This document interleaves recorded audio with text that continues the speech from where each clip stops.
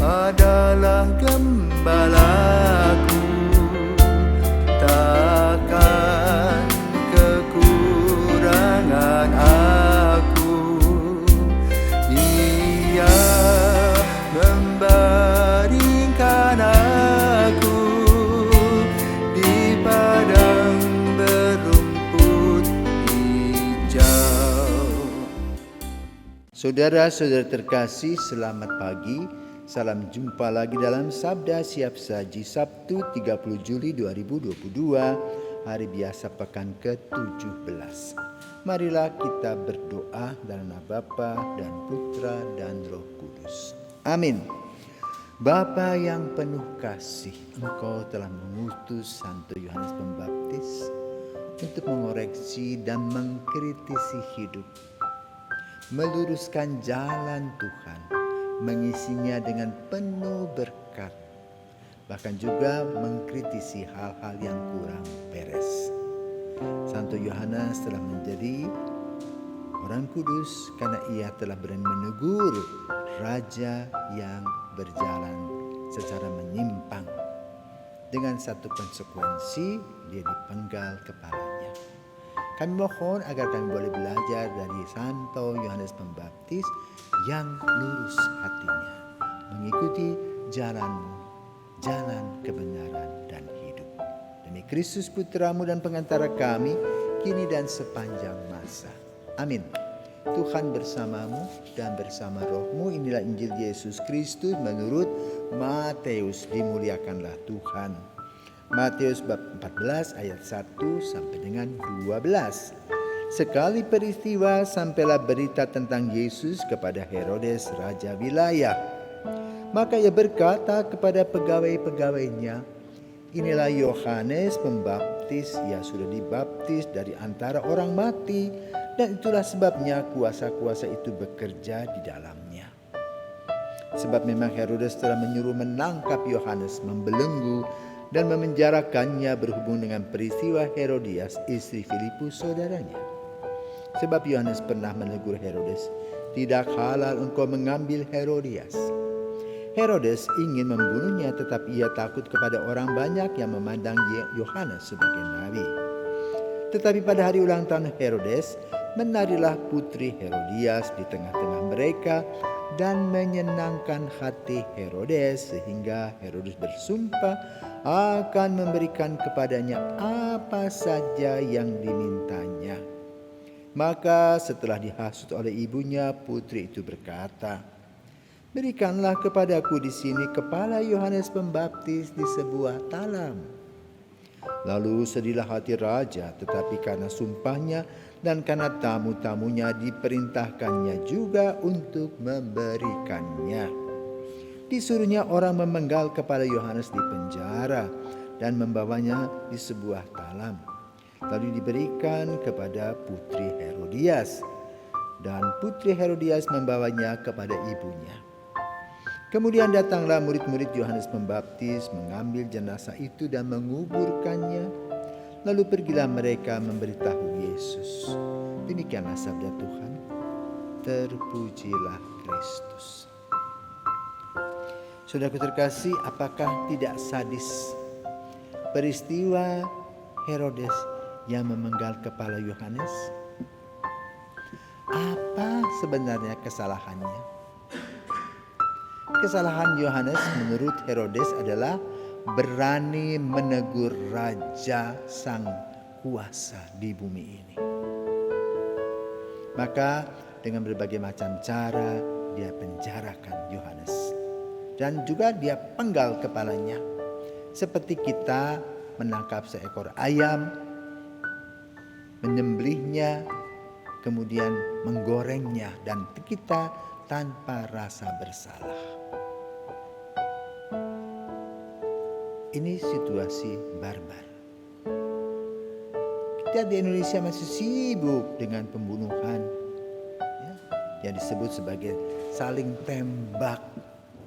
Sudah berminggu-minggu, hasilnya belum jelas. Dalam cerita tentang Yohanes Pembaptis, ada hal yang perlu diperhatikan pada zaman kita, yaitu apa? Terus terang.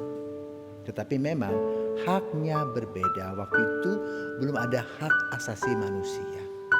Raja semena-mena menganggap rakyat itu budak seperti ayam-ayam tadi. Kalau mau ditangkap, tangkap. Mau dijadikan budak, jadikan budak.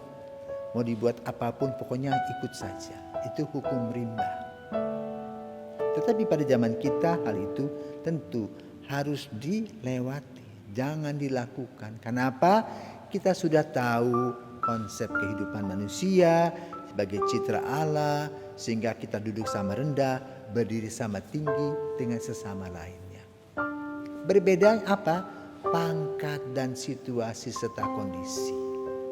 Tapi inti dari penciptaan Tuhan itu sama, yaitu kasih Allah kepada kita sebagai pribadi. Namun dalam kenyataannya terjadi salah guna dalam kehidupan kita bersama. Maka ada yang disebut raja. Dan raja boleh buat segala-galanya. Dia mau apa tinggal tunjuk. Dia mau apa tinggal tunjuk. Dan orang tidak bisa mengelak. Tapi Yohanes Pembaptis berani menghadapi ranjau itu. Ranjau kehidupannya. Dia menegur Herodes yang mengambil istri dari saudaranya Filipus. Tidak baik kau ambil istri saudaramu hanya untuk karena nafsu. Gondoklah Herodes dan lalu dia perintahkan serdadunya menangkap Yohanes. Waktu itu belum ada perlawanan. Ya sudah, terserah. Lalu apa yang dibuat oleh Herodes? Dalam kemabukan dia memberikan sebuah pernyataan ketika anak Herodias minta kepala Yohanes. Rasa malu dan gengsi lebih tinggi dibandingkan harga dan martabat orang lain. Itulah kesombongan kepemimpinan. Ya, karena itu kita tidak perlu lagi melakukan hal seperti itu. Kita diajarkan dari masa ke masa kita harus menjadi dewasa, tahu tentang hak-hak asasi manusia. Karena itu cerita tentang Herodias, tentang Herodes, tentang Yohanes tetap bergema di dalam kehidupan kita untuk apa? Agar kita belajar dari sebuah pengalaman, kelaliman itu tidak merupakan berkat dari Tuhan. Tetapi karena kesombongan, karena manusia angkuh dan sombong. Dan pada waktunya dia harus bertanggung jawab. Ada awal, ada akhir, ada lahir, ada kematian. Dan Yohanes Pembaptis tetap menjadi positif beritanya. Karena dia berani menegur dengan konsekuensinya. Dia akan dipenjarakan, akan dibunuh. Akankah kita berani seperti Yohanes Pembaptis pada zaman kita hidup?